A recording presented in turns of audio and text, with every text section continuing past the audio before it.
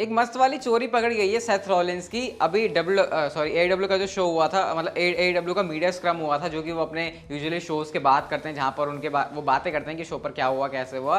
तो ट्विटर के ऊपर ये चल रहा था, और ट्विटर के ऊपर और इंस्टाग्राम के ऊपर ही आप लोगों ने देखा होगा, जब हम किसी की लाइव को ज्वाइन करते हैं तो नीचे ऐसे हमको दिखने में आता है, अगर किसी बड़े बंदे ने ज्वाइन किया, कि इस बंदे ने अभी अभी ज्वाइन किया है। तो आप यहाँ पर देख सकते हो CM Punk and Tony Khan ये मीडिया स्क्रम वाले लाइव के अंदर हैं, और यहाँ पर सेथ रॉलिंस ने, एक फैन ने नोटिस किया, उसने स्क्रीनशॉट भी ले लिया कि सेथ रॉलिंस ने जो है एडब्ल्यू के मीडिया स्क्रम वाले इवेंट को देखा है। अब आप इससे आइडिया लगा सकते हो कि जब सेथ रॉलिंस पोस्ट शो देख सकते हैं तो मेन शो तो डेफिनेटली वो देख ही रहे होंगे एडब्ल्यू के। यूजुअली जो डब्ल्यूडब्ल्यू के सुपरस्टार्स हैं वो ऐसे सामने से मतलब बोलते नहीं है कि हाँ हम एडब्ल्यू को देखते हैं, बट सेथ रॉलिंस की इस चीज़ से तो पता चल गया कि भैया उनको ना रंगे हाथों पकड़ लिया कि वो एडब्ल्यू देखते हैं। अब इसमें कुछ गलत नहीं है, अगर वो एडब्ल्यू देखते हैं तो भाई क्या गलत है, वो भी रेसलिंग शो है। लेकिन हाँ, फिर भी इस हिसाब से अगर देखा जाए कि वो डब्ल्यूडब्ल्यू के लिए काम करते हैं और उसके बाद जो है अब वो एडब्ल्यू के शो देख रहे हैं, तो कुछ फैंस बातें बनाते हैं। वैसे मैं बात बनाने वाली चीज़ को कह नहीं रहा, लेकिन कुछ चीज़ पकड़ में आई तो मैंने आपके साथ शेयर कर दिया। वैसे आप तो सोच रहे कि तू भी बातें बना रहा है, बट ऐसा है नहीं, ठीक है। वो मैं आपको, अब भाई मेरा तो काम है आपको चीज़ें बताना, इसलिए बता रहा हूँ।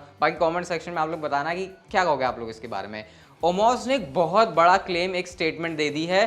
उन्होंने क्या कहा, आप लोग सिंपली इस वाले ग्राफिक को देख सकते हो। उन्होंने कहा without a shadow of doubt we can definitely have a 1 lakh और more sold out show in Africa. यानी वो कह रहे हैं कि अगर अफ्रीका में शो करवाते हैं तो 100K वाले जो आपको शोज हैं वो आराम से देखने को मिल जाएंगे, जहां पर फैंस देखने आएंगे। अब मेरे ख्याल से रिसेंटली ये बात ओमोस ने इस वजह से कही क्योंकि यूनाइटेड किंगडम के अंदर आपको पता है कितनी ज़्यादा डब्ल्यूडब्ल्यू की डिमांड रही है, जो क्लैश एट द कासल हो रहा है। अब क्योंकि ओमोस भी वहीं से बिलोंग करते हैं, मतलब अफ्रीका से बिलोंग करते हैं, तो इस वजह से उन्होंने कहना है कि वहाँ पर इतनी ज़्यादा पॉपुलैरिटी है डब्ल्यूडब्ल्यू की कि वहाँ पर तुम लोग 1 लाख के आसपास भी जो शो है उसको सोल्ड आउट कर सकते हो। अब ओमोस का ये अपनी छाती ठोक के कह रहे हैं कि मैं करवाऊंगा। वैसे अभी शायद वो इतना बड़ा नाम नहीं है, बट हाँ अफ्रीका के हिसाब से जहाँ पर आपको पता है जहाँ से उनका ओरिजिन है, वहाँ के लोग तो ओमोस की वजह से मतलब हमारा ही देख लो, जैसे अब खली आए थे तो फिर इंडिया से कितने सारे लोगों ने डब्ल्यूडब्ल्यू तब से देखनी शुरू करी थी। तो कहीं ना कहीं हो सकता है ओमोस के केस में वो, और ओमोस ऐसे अकेले बंदे थोड़ी हैं जो कि वहाँ से आए। कोफी किंगस्टन ऐसे काफ़ी नाम है डब्ल्यूडब्ल्यू के अंदर, तो ऐसा उनका कहना है। अब देखते हैं अगर कभी डब्ल्यूडब्ल्यू वहाँ पर जाएगी तो ओमोस ये जो 100K वाला क्लेम कर रहे हैं वो सच होता है या फिर नहीं। हेल इन अ सेल के लिए डब्ल्यूडब्ल्यू ने मैच तो ऑफिशियल कर दिया। कौन सा वाला? ये वाला आप लोग देख सकते हो आपकी स्क्रीन के ऊपर।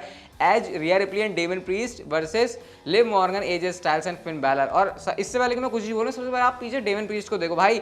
पॉल हेमन ही नजर आ रहे हैं मुझे तो पूरे डेमन प्रीस्ट, जैसे कि पॉल हेमन के कोई ऐसे भाई वगैरह हों वो, जिसकी आंखें और ये आईब्रोज जो है वो काफ़ी ज़्यादा काली काली सी हैं। अब ये लिव मॉर्गन ने पोस्ट की थी और उन्होंने सिर्फ एक तरीके से ऐसे मज़े लिए कि मतलब पता नहीं किसने भी करके डाल दी होगी ये, तो उसी चीज़ को यहाँ पर उन्होंने पोस्ट किया हुआ है। मतलब ऐसे ही बता रहा हूँ आपको, कुछ इंटरेस्टिंग चीज़ लगी। वैसे हाँ, हेल इन अ सेल के लिए मैच ऑफिशियल हो गया है, मेन स्टोरी ये है। अच्छा, इसी बात से आपको एक चीज़ और बता दूँ कि एक स्टैट सामने आया, और स्टैट ये है कि हेल इन अ सेल फिन बैलर का फर्स्ट प्रीमियम लाइव इवेंट होने वाला है सर्वाइवर सीरीज 2021 के बाद से। मतलब उसके बाद से फिन बैलर ने प्रीमियम लाइव इवेंट के अंदर पेपर व्यू के अंदर कोई भी अपीयरेंस करी ही नहीं है। और इससे आप लोग सोच सकते हो कि क्या ही बुकिंग रही होगी फिन बैलर की, जब उनको डब्ल्यूडब्ल्यू अपने मेन शोज के अंदर जो मंथ में एक बार होता है प्रीमियम लाइव इवेंट, उसके अंदर ही फीचर नहीं कर रही है। तो ये काफी सैड है, बट अब आ रहे हैं वो, देखते हैं अब क्या चीज़ होती है उनके साथ में इस दौरान, जबकि वो चैंपियन भी रहे हैं। बट रहे हैं ना चैंपियन, मुझे तो याद भी नहीं आता भाई, क्योंकि डब्ल्यूडब्ल्यू ने मिड कार्ड चैंपियनशिप का हाल ही कुछ ऐसा करा है। लेकिन एक लंबे इंतजार के बाद फिन बैलर कंपीट करेंगे प्रीमियम लाइव इवेंट के अंदर। हेल इन अ सेल के बैटिंग ऑड्स मैं आपको बता देता हूँ। सबसे पहले शुरुआत करते हैं यूनाइटेड स्टेट्स चैंपियनशिप के मैच से, जो कि थियरी और मुस्तफा अली के बीच होने वाला है। यहाँ पर जो मैच में जीतने के लिए फेवरेट है, ऑब्वियस सी बात है वो थियरी है, क्योंकि इस टाइम पर विंस मैकमैन उनसे चैंपियनशिप ले लेंगे, ये सोच के थोड़ा सा मुश्किल लगता है। शायद उनके लिए बहुत ज़्यादा आगे के लिए बड़े प्लान्स हैं। गोल्डन बॉय बन रहे हैं इस समय ऑस्टिन थियरी विंस मैकमैन के। एक सिंगल्स मैच होने वाला है इज़ेकियल और केविन ओवेंस का। यहाँ पर बैटिंग ऑड्स इंटरेस्टिंग है, क्योंकि यहाँ पे मामला जो है काफ़ी हद तक मैं कह सकता हूँ बराबरी का भी हो सकता है, लेकिन बैटिंग ऑड्स के अकॉर्डिंग इज़ेकियल इस समय इस मैच को जीतने के लिए फेवरेट है। एंड कैन यू इमेजिन अगर इज़ेकियल इस मैच को जीत जाते हैं तो केविन ओवेंस की हालत क्या होगी, उनकी फ्रस्ट्रेशन क्या होगी, वो डेफिनेटली एक देखने वाला पॉइंट रहेगा। मिक्स्ड टैग टीम मैच भी होगा, judgment day versus AJ Styles, Finn Balor and Liv Morgan. और फिलहाल यहाँ पर अभी भी हील टीम आई है, तो जजमेंट डे इस मैच को जीतने के लिए फेवरेट हैं। अब देखते हैं बैटिंग ऑड्स के अकॉर्डिंग क्या चीज़ ऐसी होती हैं या फिर नहीं। Handicap match Bobby Lashley versus Omos and MVP. भले ही यहाँ पर ऑड्स अगेंस्ट में है बॉबी लैशली के, लेकिन बैटिंग ऑड्स बॉबी लैशली के फेवर में है, क्योंकि उनके अकॉर्डिंग बॉबी लैशली इस मैच को जीतने वाले हैं। अब क्या चीज़ होगी देखते हैं, अगर होगी तो इस काम को किस तरीके से कर पाते हैं। Triple threat match Raw women's championship के लिए Bianca Belair versus Becky Lynch versus Aska.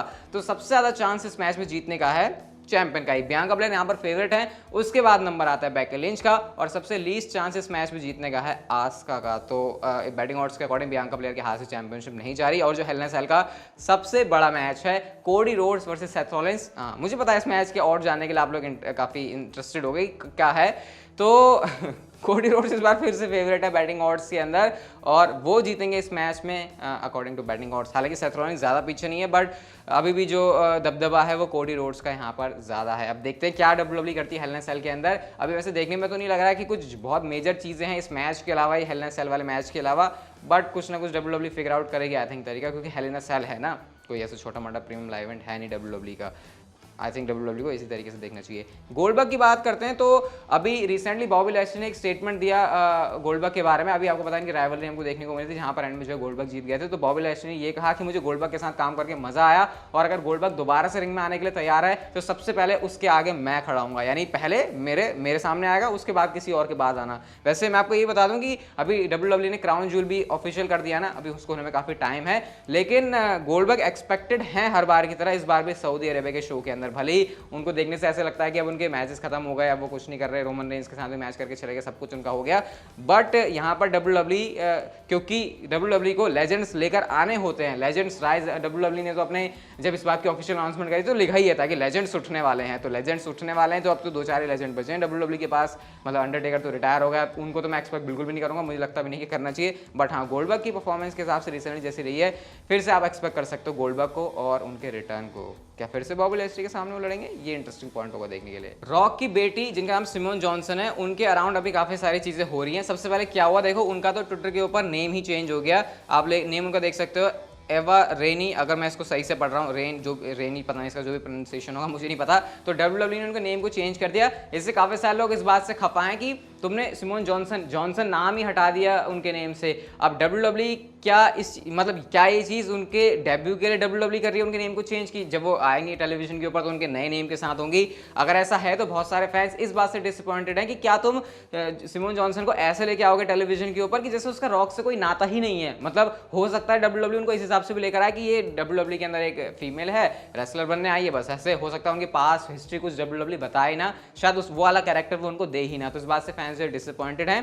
But यहाँ पर एक जो चीज हो सकती है वो ये कि अगर सिमोन जॉनसन का रिटर्न आसपास है तो एक पॉसिबिलिटी ओपन होती है, और वह है ब्लड लाइन में उनकी एंट्री होने की। हाँ ये चीज़ अभी सोचना बहुत दूर की बात है, बट अगर डब्ल्यूडब्ल्यूई जो है जंप स्टार्ट देना चाह रही है सिमोन जॉनसन को, तो ब्लड लाइन में उनको ऐड करने के अलावा इससे बेटर और कोई ऑप्शन हो नहीं सकता। उनके जो करियर को एकदम से बूस्ट मिलेगा, मतलब जो उनका ऐसे गिरने पड़ने वाला टाइम होगा ना, वो जल्दी से निकालेंगे और सीधा ब्लड लाइन के साथ आके उनकी जो डब्ल्यूडब्ल्यूई की गाड़ी है, वो गाड़ी तो नहीं, डब्ल्यूडब्ल्यूई का रॉकेट बन जाएगा फिर उनका।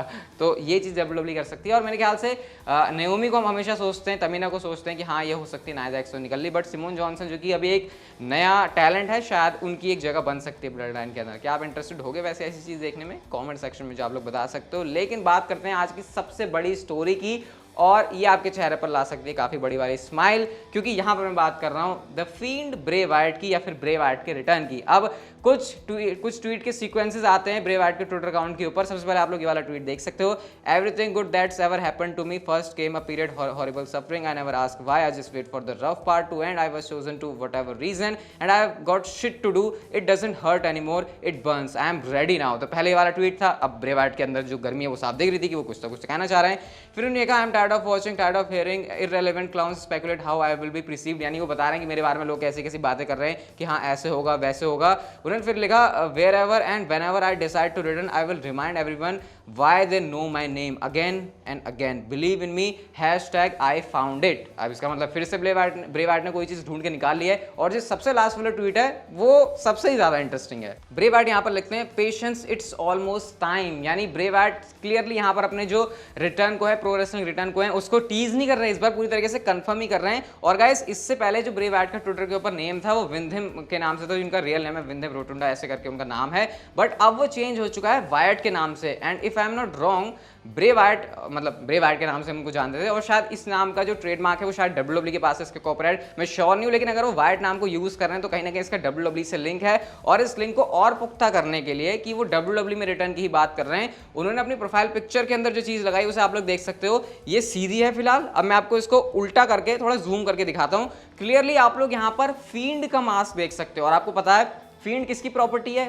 फील्ड WWE की प्रॉपर्टी है, मतलब ऑब्वियसली फील्ड WWE की प्रॉपर्टी है, वो चीज़ को WWE ही ओन करती है क्योंकि सारी चीज़ें वो WWE के अंदर ही हुई हैं। तो इससे यहाँ पर ब्रे वाइट जब अगर हम सारे डॉट्स को मिलाकर देखें तो क्लियरली यही बताना चाह रहे हैं कि बस बातें बहुत हो गई, टाइम अब आ चुका है और वो टाइम उनका WWE में आने का ही है। किस तरीके से होगा, कैसे होगा, ये कुछ नहीं कह सकते। और हमेशा ही ब्रे वाइट के जो ट्वीट्स हैं वो इतने क्रिप्टिक रहते हैं कि उसको उसकी जड़ों में घुस घुस के हमको जाना पड़ता है कि कहना क्या चाह रहा है बंदा। तो यहाँ पर अगर हम सारी चीज़ों को मिलाकर देखें, इवन आप लोग भी समझ जाओगे कि ब्रे वाइट की इंटेंशंस क्या हैं और वो क्या कहना चाह रहे हैं। अब कौन सी वो जगह होगी, क्या वो टाइम होगा, इसके बारे में कुछ नहीं कह सकते, लेकिन हाँ हिंट्स यही दे रहे हैं ब्रे वाइट कि वो WWE के अंदर आने वाले हैं। और अगर वो आ जाते हैं तो वो किस धमाके के साथ आएंगे, किस तरीके से क्राउड उनको रिसीव करने वाला है, मतलब वो एनर्जी एक अलग होगी। और अगर ये चीज़ जल्दी से जल्दी हो जाए तो उसको देखने में और भी ज़्यादा मजा आएगा। लेकिन फिलहाल के लिए वाली वीडियो देख के अच्छी लगी तो like share subscribe notification bell को ऑन कर दो and see you guys in my next video.